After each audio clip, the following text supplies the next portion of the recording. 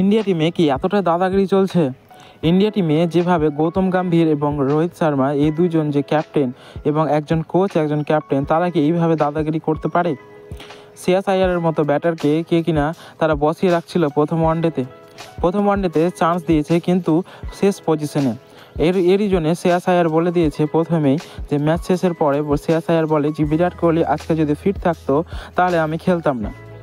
আমি শেষ রাতে ক্যাপ্টেনের থেকে কল পেয়েছি যে বিরাট ইনজার্ড, আমি তার জায়গায় কাল খেলতে পারি, এইরকম জানিয়ে দিয়েছে শ্রেয়াস আইয়ার যে কিনা একটা ধাসু ব্যাটার, এবং সে শুধু ভালো ছন্দে ব্যাট করে তাই না, সে ফিনিশ করে, লম্বা নিয়ে যায় ইনিংসকে।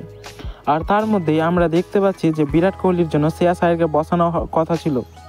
শ্রেয়াস আইয়ারকে তো টিমে রাখা ছিল ঠিকই, কিন্তু সে বেঞ্চে থাকতো, বিরাট কোহলি খেলতো, সেটাই জানিয়ে দিয়েছে। কিন্তু শেষ পজিশনে বিরাট কোহলি ইনজার্ড হয় আর শ্রেয়াস আইয়ার খেলতে নামে। আর শ্রেয়াস আইয়ার যে খেলতে নামে প্রথমেই সে করে দিয়েছিল 36 বলে 67 রান।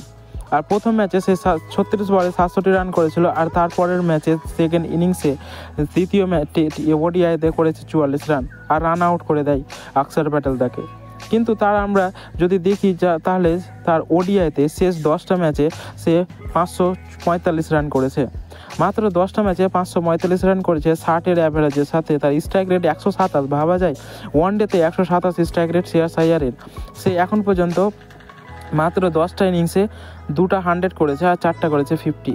আর সে একদম খুব ভালো মারমুখে ব্যাটার, তাতে বলার সন্দেহ নেই, কারণ সে খুব যেমন ব্যাটার সে তেমনও ফিনিশারও। আর এইরকমই খেলছে শ্রেয়াস আইয়ার। তবুও বিরাট কোহলির জন্য তাকে বসানোর কথা হয়েছিল প্রথম ওয়ানডেতে, কিন্তু টিম এটা করেনি। টিম প্রথমে শ্রেয়াস আইয়ারকে খেলিয়েছে ভালো কথা, কিন্তু তার পরবর্তীতে যে দ্বিতীয় ওডিআই ছিল সেখানেও খেলিয়েছে এবং তৃতীয় ওডিআই খেলাবে। কিন্তু প্রথমে যেভাবে অবহেলা করা হয়েছিল শ্রেয়াস আইয়ারকে, এটাকে ঠিক, কারণ শ্রেয়াস আইয়ারের 60-এর অ্যাভারেজের সাথে সে রান করছে, আর ওয়ানডেতে এখন সে বেস্ট ব্যাটার।